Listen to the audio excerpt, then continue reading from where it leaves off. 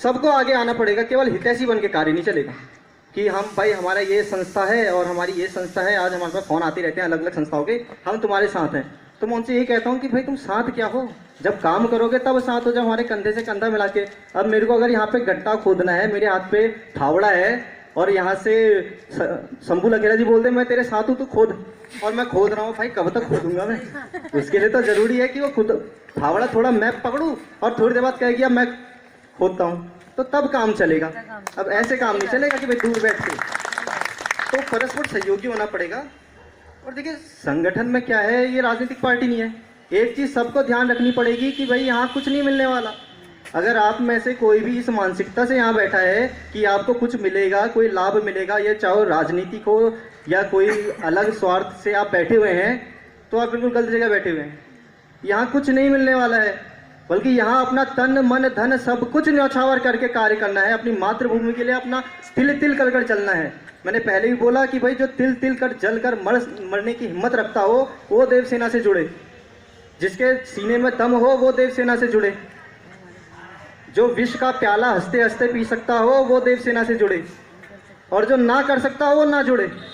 वो आराम से अपने घर पे बैठे और हमसे बोल दे कि हम तुम्हारे साथ हैं, हम चल जाए। तो ना हम तो है तुम्हारे साथ। बिल्कुल बिल्कुल नहीं, कंधे से कंधा मिलाना है। आज हो गए थे तो अब क्या है, अभी अपने जो पिथौरागढ़ चंपावत के इतने जितने भी क्षेत्र हैं वहाँ क्या है कि पहले ILP लगी हुई थी। ILP का मतलब क्या है कि जैसे एक देश का नागरिक दूसरे देशों में घुसपैठ होती है बहुत ज्यादा, ड्रग सप्लाई होती है, पाकिस्तान से आजकल आतंकवादी भी घुसपैठ कर लेते हैं, उनका बहुत आसान है, वहां से चले जाओ। ILP क्या मतलब होता है? इनर लाइन परमिट, मतलब कि भाई अगर आपको जैसा भी हमारा नागालैंड, अरुणाचल प्रदेश, जितने भी हमारे पहाड़ी क्षेत्र हैं, उत्तराखंड को छोड़ के प्यार से नहीं मानते तो हम डंडा से भी काम करवाना जानते हैं। ये हर देश सैनिक का एक संकल्प है। अपनी धरती अपना राज, उत्तराखंड का राज। जब महाराष्ट्र के अंदर मराठा लोगों को आरक्षण मिल सकता है तो उत्तराखंड के अंदर उत्तराखंडियों को आरक्षण क्यों नहीं मिल सकता जो 1950 से उत्तराखंड में रह रहे हैं। मेरी ये भी अपील है अपने राष्ट्र अध्यक्ष जी के द्वारा और LTM के द्वारा मुख्यमंत्री जी को हमने यह ज्ञापन भी भेजना है, जिसके लिए कि आज हमारे इतने देव सैनिक माताएं बहनें सब लोग खड़े और एकत्रित हैं। इस मीटिंग का आयोजन का यही हमारा मकसद था कि 2021-22 में हम लोगों ने क्या जो आए हुए हैं, जो पहाड़ के लिए रात दिन मेहनत कर रहे हैं, पहाड़ की पीड़ा है और एक संगठन प्रगतिशील मंच है जो उसमें कार्य भी कर रहे हैं, बहुत लोग हैं जो पहाड़ के लिए आए दिन कार्य कर रहे हैं। मैं उनसे कहना चाहूँगा कि मंच पर आकर के कुछ संबोधन करें।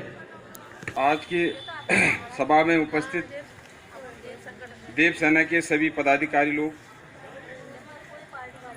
आदरणीय माता जी, बहनें लोग और सदस्य, आप सभी को मेरा हार्दिक प्रणाम और नमन। मैं सुखदेव सिंह रावत, मैंने जो है पहले आर्मी में 20 साल की सेवा की थी। 20 साल की सेवा के बाद जो है मैं यहाँ पे राजकीय इंटर कॉलेज चमाड़ा नैनडांडा में जो है इंग्लिश शिक्षक के रूप में कार्यरत हूँ और वर्तमान में मेरा मकान यहाँ काशीपुर में ही है। लेकिन जब मेरी नियुक्ति हुई थी तो मैंने जो एक प्रण किया था कि जो मैं अपने पहाड़ में जो है ज्वाइनिंग लूँगा और वहाँ पे जो है लगे पड़े हमारे साथी लोग यहाँ पे आ रखे हैं। एक सोच थी कि हमारा पहाड़ दिन प्रतिदिन खाली होता जा रहा है। जो प्लान के बारे में बात की थी अभी जो लगभग जो हम सभी लोगों का एक ही मुद्दा है, हम लोगों को गढ़वाल कुमाऊं की विचारधारा को त्याग देना चाहिए। हमें उत्तराखंडी और पहाड़ फर्स्ट और पहाड़ी फर्स्ट, तो 75% आरक्षण हमको मिलना चाहिए और वो हमारा अधिकार होना चाहिए। विशेष राज्य का दर्जा जो विगत सरकारों ने जम्मू एवं कश्मीर को दिया था वो उत्तराखंड को मिलना चाहिए था, क्योंकि हर घर से एक फौजी है, हर घर से एक पहाड़ी है और कहीं ना कहीं उसका दायित्व है, कहीं ना कहीं उसके ऊपर बोझ है और भार है। तो 75% आरक्षण पहाड़ियों को देना चाहिए। और दूसरा है आपका कि गौरवशाली इतिहास जो हमारा है वो हमारे पाठ्यक्रम में जोड़ना चाहिए, क्योंकि जब महाराष्ट्र में मैं भी एक बार बॉम्बे गया और किसी चाय की दुकान में गया तो मैंने वहाँ बोला भैया चाय मिल जाएगी, उसने मुझे चाय नहीं दी। पर्सनल व्यक्तित्व बताता हूँ अपना एक्सपीरियंस, चाय नहीं दी उन्होंने मुझे। क्यों नहीं दी? क्योंकि मेरे को मराठी नहीं आती थी। जी बिल्कुल, शिवसेना के तर्ज पे बन रही है। उत्तराखंड के पहाड़ियों का जो अधिकार है, पहाड़ियों के लिए जो अधिकार की बातें हुई थी, जो राज्य स्थापना करी गई थी, उसमें कोई भी सरकार उन उद्देश्यों पे नहीं उतरी है, कोई खरी नहीं उतरी है।